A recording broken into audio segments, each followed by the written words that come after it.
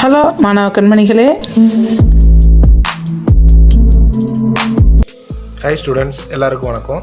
இன்றைக்கி நம்ம பழைய இதோட தொடர்ச்சியாக மீதி இருக்க கணக்குகள், அதாவது NMMS-க்குரிய 2021 வருடத்துக்கான கேள்விக்கு நம்ம ஆன்சர் பார்க்க போகிறோம். ஓகேவா? நம்ம ஏற்கனவே 10 கேள்விக்கு போன வீடியோலேயே பார்த்துருந்தோம். அந்த வீடியோ பார்க்கல அப்படின்னா அதையும் போய் பார்த்துருங்க. இன்றைக்கி நம்ம மீதி இருக்கிறதுக்குரிய ஆன்சர்ஸ் எப்படி வந்திருக்குன்னு சொல்லி நம்ம தெளிவாக பார்க்க போகிறோம். வாங்க நம்ம வீடியோக்குள்ளே போகலாம். ஓகே, தெளிவாக உங்களுக்கு தெரியுதுன்னு நினைக்கிறேன். இந்த இடத்துல என்ன சொல்லியிருக்காங்க அப்படின்னா, கன் என்பது சோல்ஜர் என்பதுடன் தொடர்புடையது எனில் நீடில் என்பது டேஷுடன் தொடர்புடையது அப்படின்னு சொல்லி கேட்டிருக்காங்க. சோல்ஜர் கன்னை பிடிச்சிருப்பாங்க. ஓகே, அப்போ அது ரிலேட்டட் அந்த மாதிரி பண்ணுறாங்க. அதாவது கன் யார் வச்சுருப்பா? சோல்ஜர் வச்சுருப்பாங்க. அப்போ நீடில் யார் வச்சுருப்பா?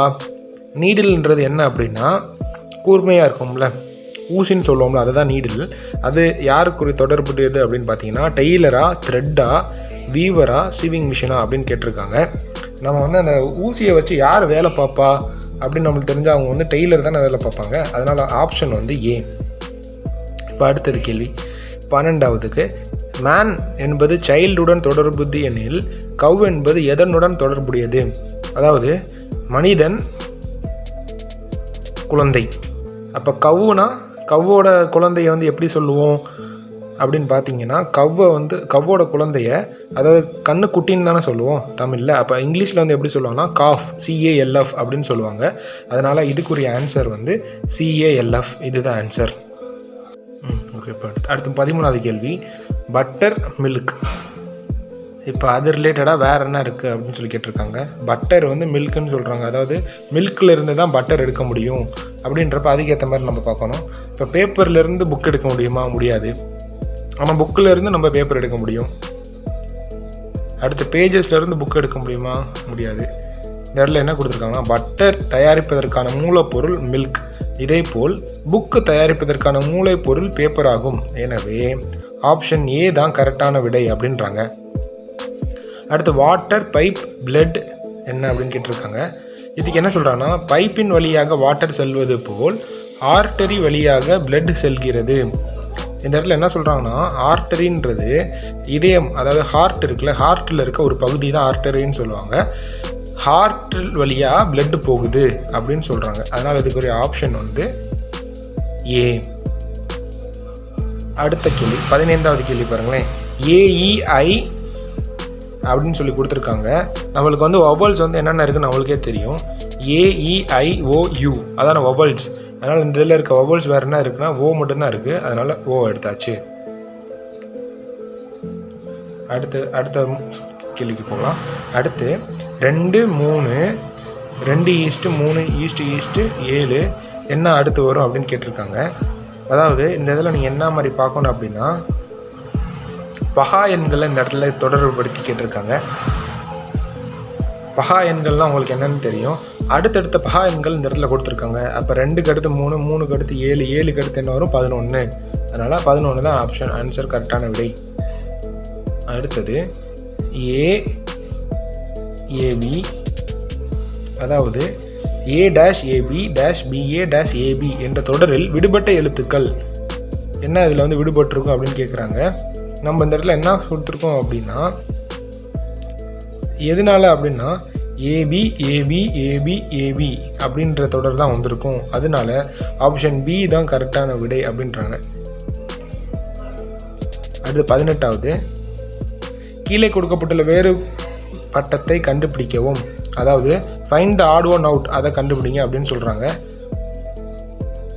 ஆட் ஒன் அவுட்னா இதில் கொடுத்துருக்கிறதுலே எது தவறானதாக இருக்குது, மீதி இருக்க 3ல் ஒரு ஆப்ஷன் கரெக்டாக இருக்கும், ஒரு இது பொதுவாக இருக்கும், ஆனால் ஒரு இதில் மட்டும் அந்த இது பொதுவாக இருக்காது.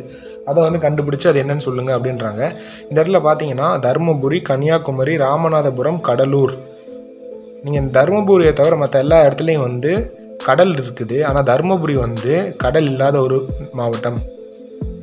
அதனால் தர்மபுரி தான் கரெக்டான ஆன்சர் அப்படின்னு சொல்லிடலாம். அடுத்தது அதாவது ப்ளஸ்ஸு மைனஸ் மல்டிப்ளிகேஷன் ஸ்டார், இதில் எது விடுபட்டது ஆட் ஒன் அவுட் அப்படின்னு பார்த்தீங்க அப்படின்னா ப்ளஸ்ஸு மைனஸ் மல்டிப்ளிகேஷன் வந்து டிவிஷன் இருக்குது, ஆனால் அந்த இடத்துல ஸ்டாருன்றது ஒரு குறியீடு அப்படின்றதுனால அதுதான், அதை தவிர மற்ற எல்லாமே மல்டிப்ளிகேஷனுக்கு யூஸ் ஆகுது, அதனால இதுதான் ஆட் ஒன் அவுட் அப்படின்னு சொல்லிடலாம். அடுத்து ரெயின் என்பது வாட்டர் எனவும், வாட்டர் என்பது சி எனவும், சி என்பது கிளவுட் எனவும் அழைக்கப்பட்டால் தாகம் எடுக்கும்போது அருந்துவது எது? ஃபஸ்ட்டு இந்த மாதிரி கொடுத்துட்டாங்கன்னா அதுக்கு நேராக அது அப்படின்னு சொல்லி எழுதிருங்க. நீங்கள் ஏதாவது என்ன எப்படி எழுத சொல்கிறேன்னா, ரெயின்னா வாட்டர், அடுத்து வாட்டர்னா சி, அப்போ சீனா கிளவுட். அப்படி என்னென்ன கொடுத்துருக்காங்களோ 80 கொடுத்தாங்கன்னா அப்படியே நீங்கள் இப்படி எழுதிட்டு அடுத்து என்ன கேள்வி கேட்குறாங்கன்னா, தாகம் எடுக்கும்போது அருந்துவது அப்படின்னு கேட்டிருக்காங்க. தாகம் எடுக்கிறப்ப நம்ம என்ன குடிப்போம்? தண்ணி குடிப்போம், அதாவது வாட்டரை வந்து நம்ம என்னன்னு சொல்லியிருக்கோம்? சீன்னு சொல்லியிருக்கோம். அப்போ ஆன்சர் வந்து இதுக்கு சி தான் ஆன்சர், கரெக்டான ஆன்சர். ஓகே அப்படிங்களா? இப்படி தான் நம்ம வந்து பார்த்து எடுத்து நம்ம ஆன்சர் எடுத்து எழுதணும். இந்த மாதிரி எடுத்துக்கலாம். இது ரொம்ப கஷ்டம்லாம் ஒன்றும் இல்லை, ரொம்ப ஈஸியானது தான். ஓகே வாங்க நம்ம அடுத்த இதுக்கு போகலாம்.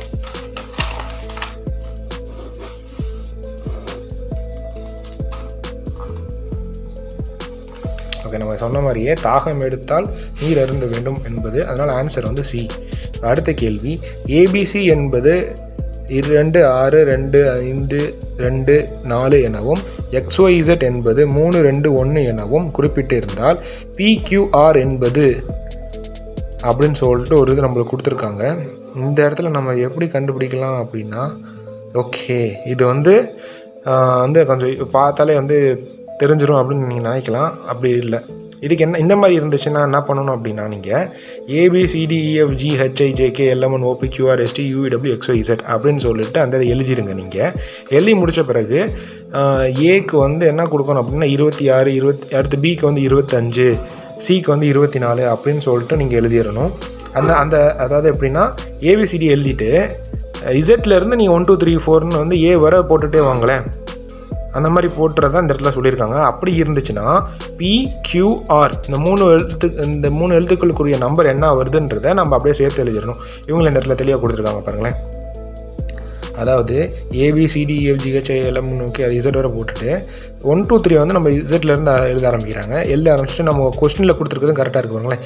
ஏவோட வேல்யூ 26, அதனால் 26 கரெக்டாக போட்டாங்க. பியோட வேல்யூ 25, சியோட வேல்யூ 24.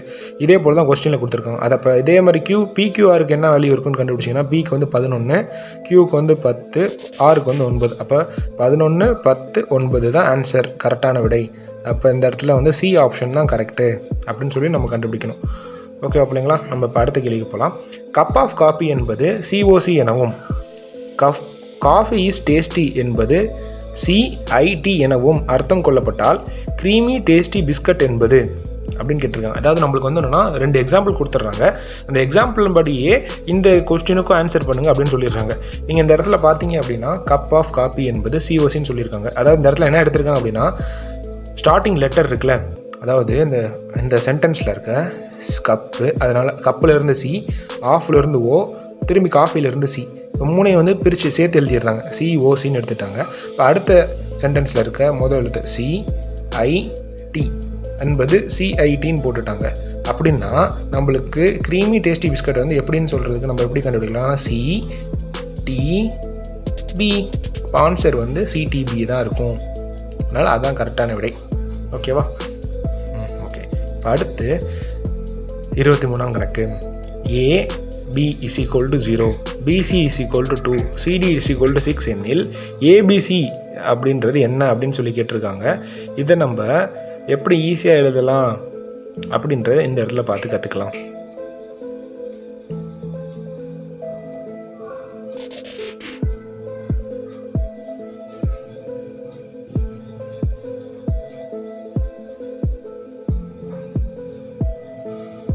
இந்த இடத்துல என்ன சொல்லியிருக்காங்க அப்படின்னா, ஏவோட வேல்யூ 0, பியோட வேல்யூ வந்து 1, சியோட வேல்யூ 2 அப்படின்னு சொல்லி கொடுத்துருக்காங்க. ஏன் அப்படின்னா, ஆங்கில அகர வரிசையில் எழுத்துக்களின் இட மதிப்பு -1 இருக்குது அப்படின்றாங்க. அப்போ எப்பயுமே நம்ம வந்து 1 2 3லேருந்து தான் ஆரம்பிப்போம். இந்த இடத்துல வந்து 0லேருந்து ஆரம்பிச்சிருக்கோம் அப்படின்றாங்க. அடுத்து அதே மாதிரி ஏபியோட வேல்யூ வந்து நம்ம மல்டிப்ளை பண்ணிக்கிறோம். இதுலேருந்து ஏவோட வேல்யூ வந்து என்னது 0, பியோட வேல்யூ வந்து 1. அப்போ ரெண்டே ஏன்னா இந்த இடத்துல வந்து டாட் ப்ராடக்ட் சொல்லியிருக்காங்க, அதனால் வந்து மல்டிப்ளிகேஷன் தான் யூஸ் பண்ணுறோம். 0 × 1 1 பெருக்கல் 0 0. அதே மாதிரி பிசி, பியோட வேல்யூ சியோட வேல்யூ எடுத்து எழுதிடுறாங்க.